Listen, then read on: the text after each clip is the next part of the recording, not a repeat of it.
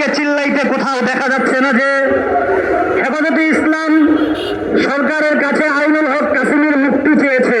আমরা এর জন্য হেফাজতে ইসলামকে ধন্যবাদ জানাই।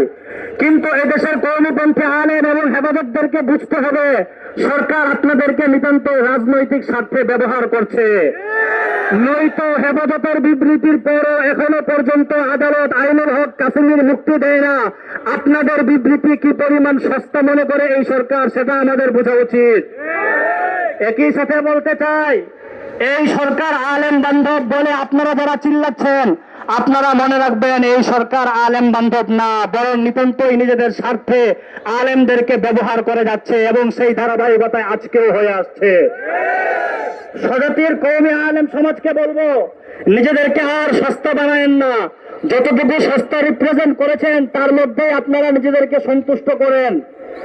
আমরা দেখেছি জামাতি ইসলামের একজন নারী কর্মীকে ফেসবুকে একটা পোস্ট শেয়ার করবার পর যখন তাকে বন্দী করা হয়েছিল, তখন জামাতের নেতা কর্মীরা সংসদে দাঁড়িয়ে তার মুক্তি চেয়েছে এবং সেই ধারাবাহিকতায়